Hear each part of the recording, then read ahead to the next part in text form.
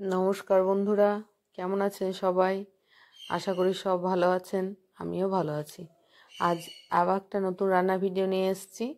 আজ করে দেখাবো চুনো মাছের স্বাস্থ্যকর সর্ষে পোস্ত বাটা দিয়ে ঝাল।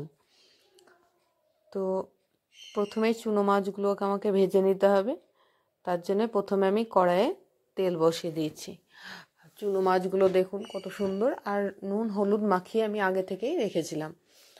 তো চুনো মাছগুলো এবার আমি সব বেছে নেব।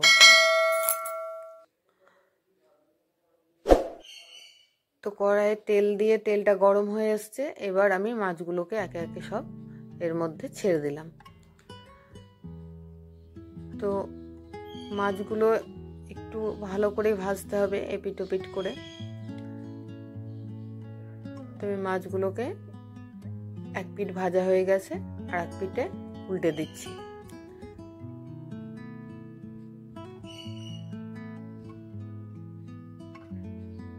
তো এইভাবেই ভালো করে ভাজতে হবে মাছগুলো। আর এই রেসিপিটা খুব স্বাস্থ্যকর, একদম অল্প তেল ঝাল মশলা দিয়েই তৈরি।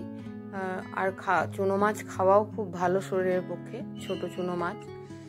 তো দেখুন মাছগুলো আমার সব ভাজা হয়ে গেছে। তো আমি মাছগুলোকে সব নামিয়ে নিলাম। এবার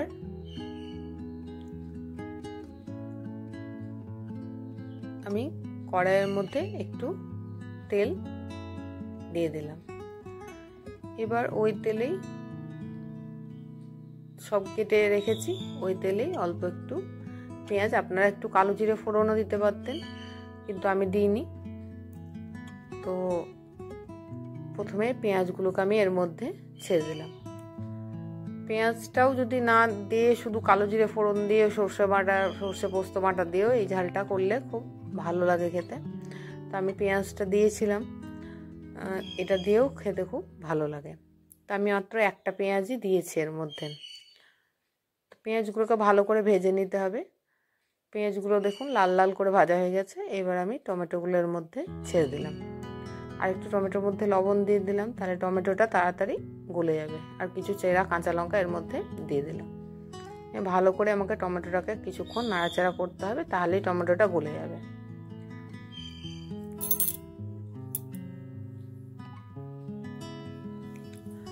তো টমেটোটাকে খুন্তি দিয়ে একটু কেটে কেটে দিচ্ছি, তাহলে তাড়াতাড়ি কিন্তু টমেটোটা গলে যাবে। দেখুন টমেটোটা গলে এসছে। এবার সর্ষে পোস্ত বাটাটা আমি এর মধ্যে দিয়ে দিলাম।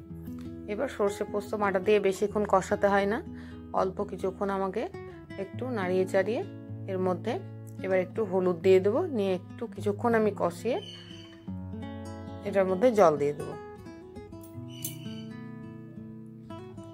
তো একটু হলুদ দিয়ে দিলাম, হলুদ দিয়ে একটু নাড়াতে চাড়াতে হবে যাতে হলুদের কাঁচা গন্ধটা চলে যায়। তো একটু নাড়িয়ে চাড়িয়ে আমি একটু এর মধ্যে এবার একটু অল্প পরিমাণ জল দিয়ে দেবো, যাতে মশলাটা লেগে না যায়। তো ওই বাটিতেই ধুয়ে একটু জল দিয়ে দিলাম। তো এবার এই জলটাকে একটু শুকিয়ে নিতে হবে। তো দেখুন শুধু টমেটো দিয়ে আর হলুদ গুঁড়ো দিয়েছি, তাতেই কত সুন্দর কালারটা এসছে, আর খেতেও খুব ভালো হয় এই রেসিপিটা। দেখুন জলটা মরে গিয়ে তেল ছেড়ে দিয়েছে। এবার আমি এইতে জল দিয়ে দেবো, যতটা পরিমাণ আমার লাগবে ততটা পরিমাণ আমি জল দিয়ে দেবো। তো জলটা যখন ফুটে আসবে তখন আমি মাছগুলোকে এর মধ্যে এবার ছেড়ে দিলাম। মাছগুলোকে এবার খুন্তি দিয়ে ডুবিয়ে ডুবিয়ে দিতে হবে, যাতে মাছগুলো ভালো করে ঝোলের মধ্যে ডুবে গিয়ে ঝোলগুলো ওর মধ্যে ঢুকে যায়, রসগুলো এর মধ্যে ঢুকে। তো 2 থেকে 3 মিনিট মতন ফোটালেই কিন্তু এর মধ্যে রসগুলো ঢুকে যাবে, ভালোভাবে রান্নাটা হয়ে যাবে। তো দেখুন ফুটতেও শুরু করে দিয়েছে। আমি 2-3 মিনিট মতন ফুটিয়েছিলাম, আর রান্নাটাও খুব সহজ, ইজি, খুব তাড়াতাড়ি হয়ে যায় এই রান্না, এবং স্বাস্থ্যকরও রান্নাটা খুব। তো আমার 2-3 মিনিট হয়ে গেছে। এবার 2-3 মিনিট মতন ফুটিয়ে নিয়েছি। এবার এই ঝোলটাকে নামিয়ে নেব। তো দেখুন কালারটা কত সুন্দর এসছে। আমি কোনো লঙ্কা গুঁড়ো ব্যবহার করিনি, কিন্তু তবুও কালারটা কত সুন্দর এসছে। তো এবার মাছগুলোকে আমি নামিয়ে নেব। তো কেমন লাগলো ভিডিওটা বন্ধুরা অবশ্যই জানাবেন, লাইক করবেন, শেয়ার করবেন, কমেন্ট করবেন, আর ভিডিওটা ফলো করতে অবশ্যই ভুলবেন না।